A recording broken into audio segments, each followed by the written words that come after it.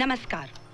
इस मोड़ पे आते हैं कि आज के इस एपिसोड में पूरे 1000 करोड़ से भी ज्यादा टर्नओवर रखने वाले, पूरी 20 इंडस्ट्रीज के मालिक, कपड़ों से लेके पॉलीमर तक और पेट्रोलियम से लेके हैंडमेड पेपर तक जिनका कारोबार फैला हुआ है, लेकिन जिन्होंने जिंदगी के सिर्फ 27 साल पूरे किए हैं, वो मिस्टर मिहिर शांडिल्य आज हमारे बीच में हैं। मिस्टर मिहिर शांडिल्य।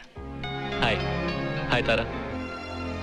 जैसे कि आप सब जानते हैं कि मिहिर इंडिया के मोस्ट एलिजिबल बैचलर्स में से एक हैं। तो आइए आज इनसे पूछते हैं इनकी निजी जिंदगी के बारे में, इनकी लव लाइफ के बारे में। पता नहीं तारा, लोग दूसरों की निजी जिंदगी में इतना इंटरेस्टेड क्यों हैं? वो इसलिए क्योंकि आप बहुत ही कामयाब बिजनेसमैन हैं, हैंडसम बैचलर हैं and more than anything else page 3 victim भी हैं। Page 3 victim. शायद इसीलिए मैंने कभी शादी नहीं की, क्योंकि ये मैरिज भला क्या होता है मुझे पता ही नहीं चला। Nothing exciting really. तो आपके लिए एक्साइटिंग क्या है? एक ऐसी लड़की जो in traditional ways of marriage से दूर अपनी पहचान लेकर अपनी ही मस्ती में झूमे। Oh, so there is someone. I mean, कौन है वो? आई मीन, कोई बड़ा खानदान, NRI, Bollywood? Come on Mihir, who is she? इन सब सवालों के जवाब के लिए तारा तुम्हें थोड़ा इंतजार करना पड़ेगा। कुछ कहूंगा तो बस इतना कि मैंने किसी से पहली बार प्यार किया है, और जितना मैं उसे जानता हूं उससे यही लगता है कि मेरे मन का बन फूल तो वही है। वो किसी खुले आसमान की तरह है, झरने की तरह ट्रांसपेरेंट, किसी वाइल्ड ऑर्किड बन फूल की तरह फियर्सली इंडिपेंडेंट है। उसे पाना मानो नेचर से भरे किसी आइलैंड को पाने जैसा है, जो इस धरती का अंग तो है फिर भी सभी सीमाओं से जुदा।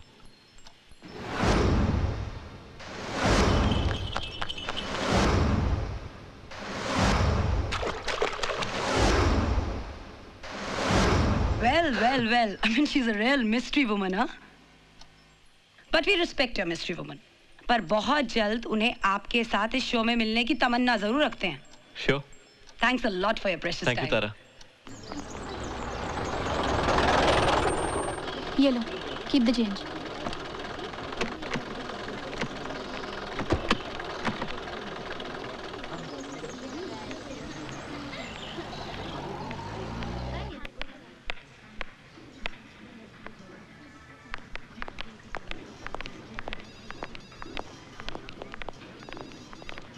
Excuse me, तारा अग्रवाल है?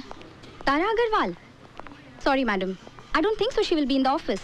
तो कहाँ होंगी? Must be in studio. और स्टूडियो कहाँ है? क्या बात है भाई?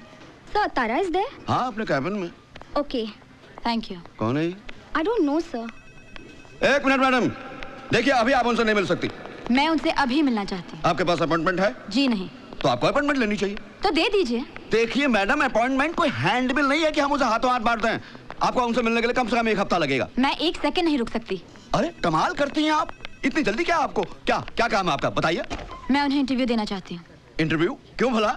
Are you okay? मैं पूरे होशो हवास में रहकर कह रही हूँ कि तारा अग्रवाल मेरा इंटरव्यू ले, और वो भी जल्द से जल्द। क्यों, क्या समझते हैं आप अपने आप को?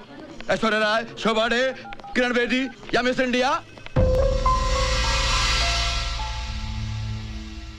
मैं इनमें से कोई नहीं हूँ, फिर भी तारा अग्रवाल मेरा इंटरव्यू लें, क्योंकि मेरा नाम जूली है। मैं एक कॉल गर्ल हूँ, अ प्रोस्टिट्यूट बाय प्रोफेशन, एक पेशेवर धंधे वाली, धंधे वाली, धंधे वाली, धंधे वाली, धंधे वाली, धंधे वाली, धंधे वाली, धंधे वाली, धंधे वाली। So what? क्या फर्क पड़ता है उससे?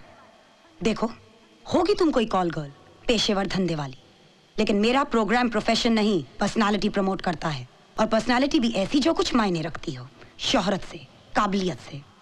Do you understand?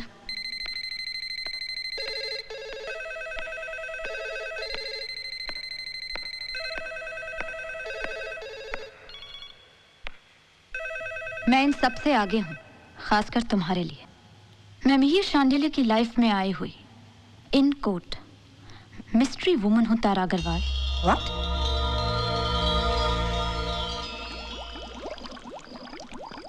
क्या मिहिर ये जानता है मेरा तुम्हारे पास आना? तुम्हारा प्रोस्टिट्यूट होना? नहीं, मैं चाहती हूँ मिहिर और दुनिया वाले एक साथ ही जान लें। हाँ।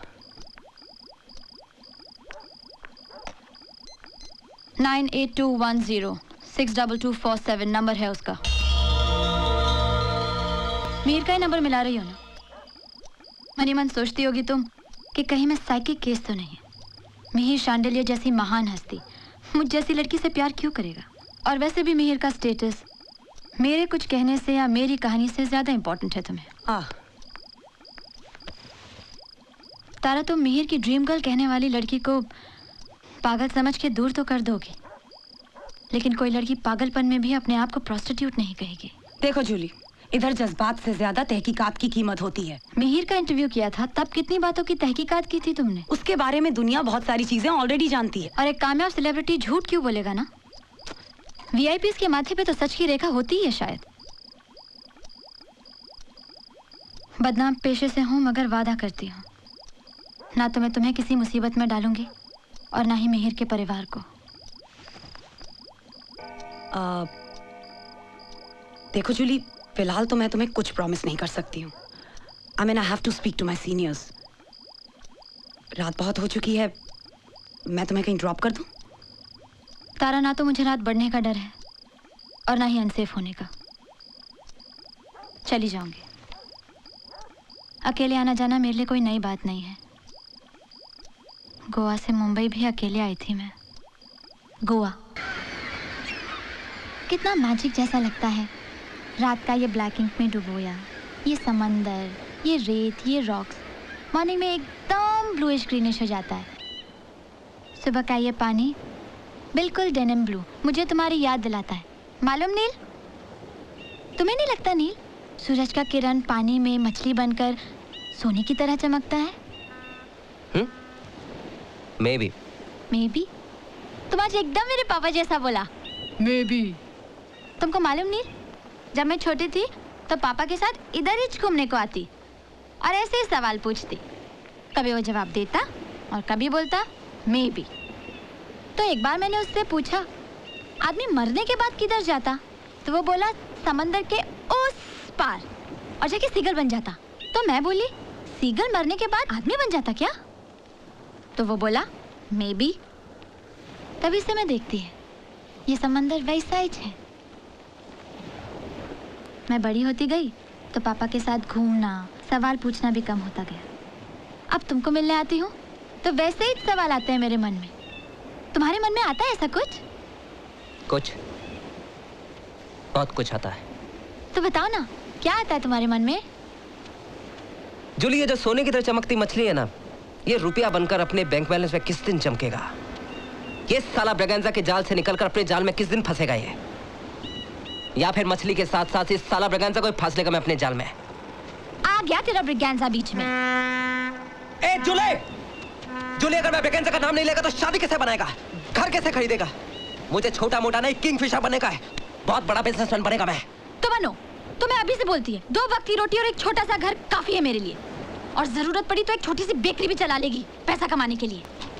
पागल हो गई है तू? बेकरी चलाएगी? हाँ? तो इसमें क्या बुरा है? मेरा पापा 30 साल से चला रहा है बेकरी। और 30 साल से वही करता है। 2 रुपए का पाव, 4 रुपए का बिस्किट, और क्या? ए नील, देख तू मुझे कुछ भी बोल, मेरे पापा को कुछ बोला ना तो 24 घंटे टीवी के सामने बैठने का, फैनी पीने का, और आते क्या तेरे बाप को? जा अपने बाप की बेकरी संभाल। बाय।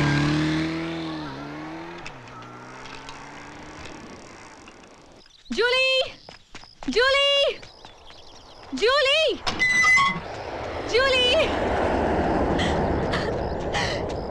जूली, जूली, जूली, जूली, क्या हुआ? मुझे नौकरी मिल गई है, एयर होस्टेस की, वो भी वर्जीनिया एयरवेज में। मैं एयर होस्टेस बन गई हूँ। कल ही मुंबई जाकर मुझे ज्वाइन करना होगा। पापा, पापा देखो मेरी फ्रेंड एयर होस्टेस बन गई। Come on, congratulate her। Congrats, congrats.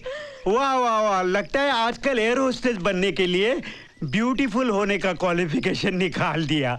हाँ, और सिर्फ ब्यूटी क्वींस को सिलेक्ट करना शुरू कर दिया मिस्टर राल्फ। राल्फ समझे डियर पापा? अरे मैं तो समझ गया, लेकिन सिर्फ कांग्रेट्स मुंह मीठा कौन कराएगा? राल्फ तेरा बाप या इसका uncle? Oh uncle. Congrats dearie, congrats. You be in touch, okay? Bye bye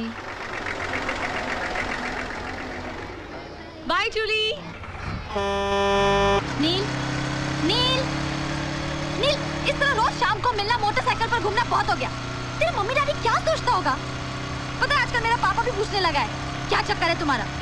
कुछ भी नहीं कह के टाल देती हूँ, लेकिन अभी वापस पूछा ना तो मैं बोल दूंगी हम दोनों शादी करने वाला है साथ। सुन रहा है तू? मैं पापा को बोल दूंगी कि हम दोनों शादी कर रहे हैं। बोल दो ना नील। नील मैं कुछ बोल रही हूँ तो चुपचाप गाड़ी चला रहा है। तू जिंदगी भर मेरे को मोटरसाइकिल पे घुमाता रहेगा क्या? नील तू कुछ बोलेगा भी?